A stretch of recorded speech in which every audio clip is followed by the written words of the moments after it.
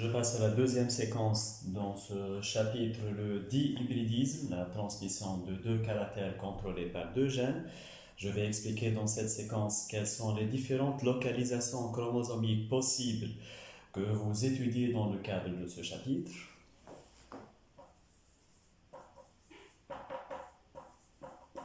Donc, localisation chromosomique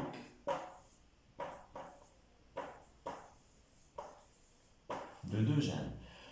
Je rappelle d'abord que cette localisation chromosomique des gènes peut être dégagée soit à partir du résultat d'une F2, donc ce croisement classique d'une F1 avec une F1, soit à partir du résultat d'un test cross, c'est-à-dire le croisement entre un individu F1 et un double récessif. Parfois on vous propose même un back cross. C'est le même principe du test cross, sauf que le double récessif utilisé dans le croisement, c'est l'un des parents à l'origine justement de la F1. Donc, comment distinguer à partir des résultats d'une F2 ou bien d'un test cross la localisation chromosomique des gènes? Il y a trois grandes situations dans notre programme. D'abord,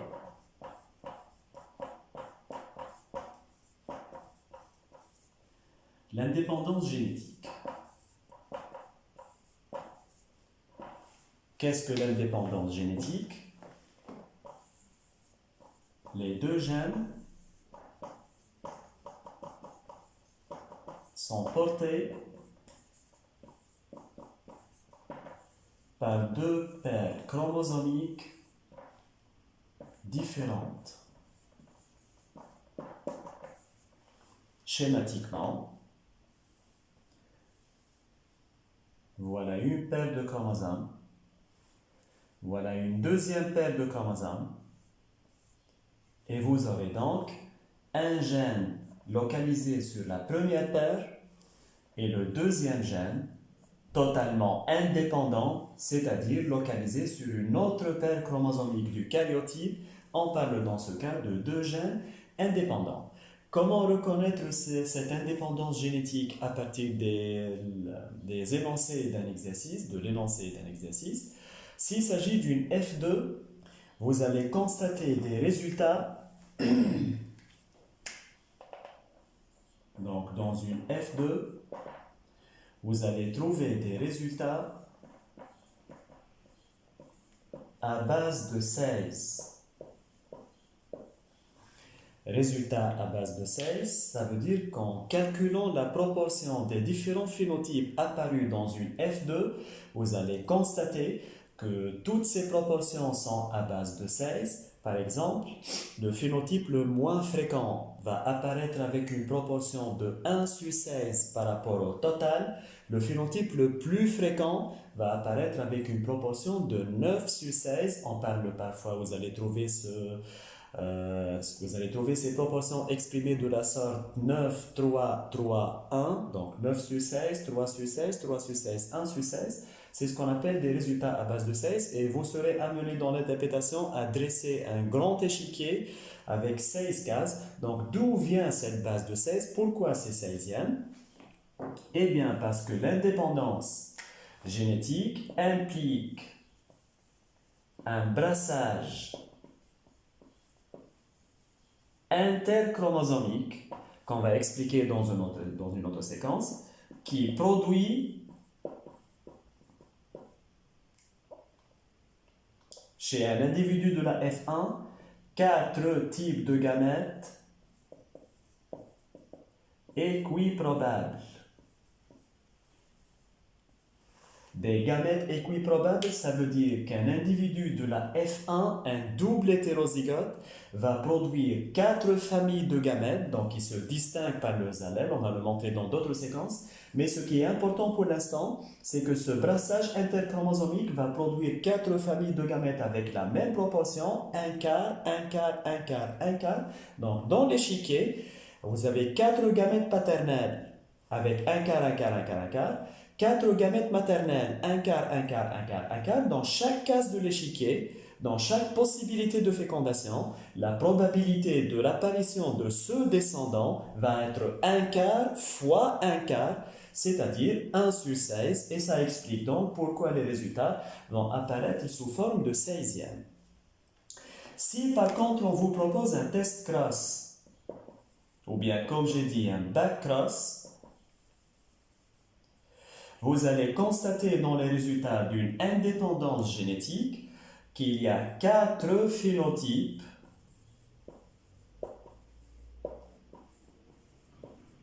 équiprobables, donc avec les proportions 1 quart fois 4. Donc si on vous propose des effectifs, vous allez trouver des chiffres qui sont vraiment très proches. 4 phénotypes, par exemple 200, 201, 199, 202. Donc ça montre l'équiprobabilité et ça ramène encore à ce brassage interchromosomique qui produit 4 types de gamètes équiprobables. Parce que dans le test cross, l'individu F1 va produire 4 types de gamètes puisqu'il est double hétérozygote, alors que le double récessif utilisé ne produit qu'un seul type de gamète, donc 1 quart, 1 quart, 1 quart, 1 quart, multiplié par 1, les résultats vont rester sous forme de 1 quart. Voilà donc dans le cas de cette indépendance génétique. Je passe à une deuxième localisation chromosomique possible, la liaison génétique partielle. Qu'est-ce que ça veut dire? Les deux gènes sont portés par la même paire chromosomique, mais avec une distance qui les sépare.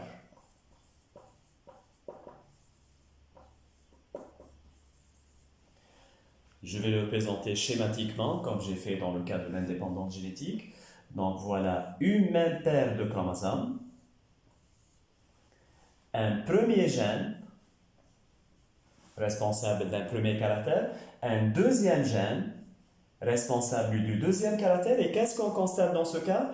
Les deux gènes sont liés, c'est-à-dire qu'ils se trouvent physiquement sur un même chromosome et il y a une certaine distance qui les sépare. Il faut que l'élève comprenne que cette distance, c'est une distance génétique. C'est une distance qui renseigne sur la possibilité d'échange de fragments par chiasma entre les chromosomes homologues. Ce n'est pas une vraie distance physique, ce sont des éléments microscopiques. Donc ce n'est pas comme on peut l'imaginer chez certains élèves. Ils peuvent imaginer que les gènes sont vraiment très loin, très proches. Cette distance, c'est un pourcentage, une chance de chiasma et d'échange de fragments. Et comme j'ai dit, on va l'expliquer dans d'autres séquences. Donc, comment reconnaître cette liaison partielle dans des résultats proposés dans les exercices? Très souvent, on vous propose dans ce cas des résultats d'un test cross et je vais dire par la suite pourquoi. Dans ce test cross, qu'est-ce qu'on va constater? Il y a 4 phénotypes, mais non pas équiprobables. Ce sont 4 phénotypes non équiprobables.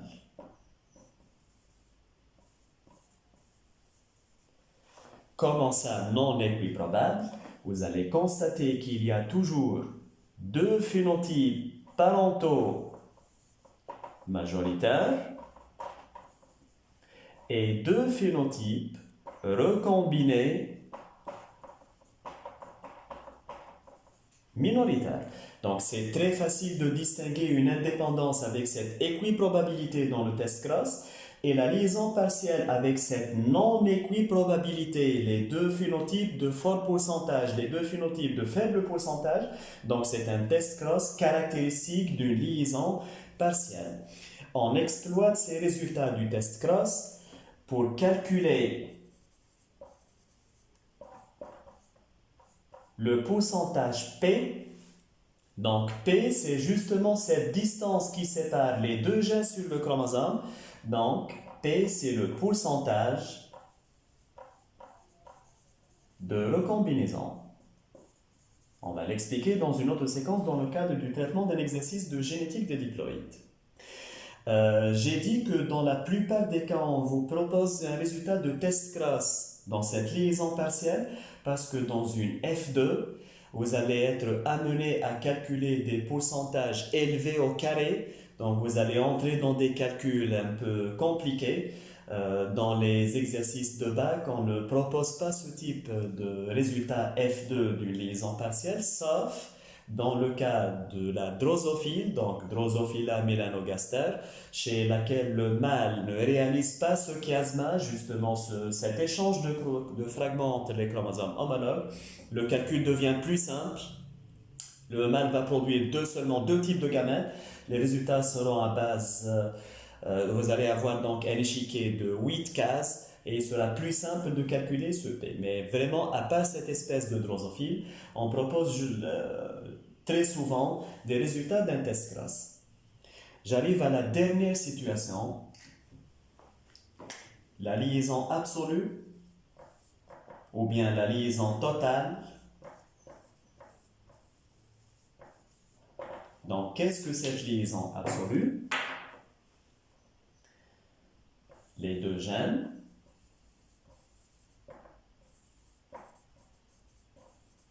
sont portés par la même paire chromosomique et sont confondus. Donc, schématiquement, vous avez une paire de chromosomes, un premier gène et un deuxième gène vraiment accolé au premier, de telle sorte que la distance entre les deux, encore une fois, cette distance génétique ne sera pas suffisante pour qu'il y ait un chiasma qui passe entre les deux. Qu'est-ce qu'on va constater dans ce cas dans l'énoncé de l'exercice? Eh bien, que les phénotypes qu'on obtient dans un test Cross ou bien dans une F2 sont des phénotypes parentaux. Il n'y a pas de recombinaison, ce sont les phénotypes des deux parents à l'origine de la F1. Les proportions seront vraiment très faciles à reconnaître parce que ça ressemble, ça rappelle les résultats d'un monohybridisme. Déjà, on dit que dans une liaison absolue, les deux gènes se comportent comme un seul gène. Ça veut dire des résultats à base de quarts, 3 quarts, 1 quart, 1 demi, 1 quart, 1 quart, dans une F2, donc c'est vraiment les résultats d'un monohybridisme de troisième année. Dans un test Cross, vous allez trouver deux phénotypes parentaux de proportion donc 1 demi, donc c'est très simple à reconnaître. Il s'agit donc de ce cas particulier de liaison génétique, la liaison absolue. Je vais mettre donc l'apparition de phénotypes parentaux. Et voilà donc en gros comment distinguer ces trois localisations chromosomiques possibles des gènes. Dans d'autres séquences qui vont venir bientôt, on va essayer de traiter des exercices pour vous montrer vraiment comment faire la différence entre ces trois situations. Et j'espère que la génétique des diploïdes sera ainsi plus accessible et plus facile à comprendre.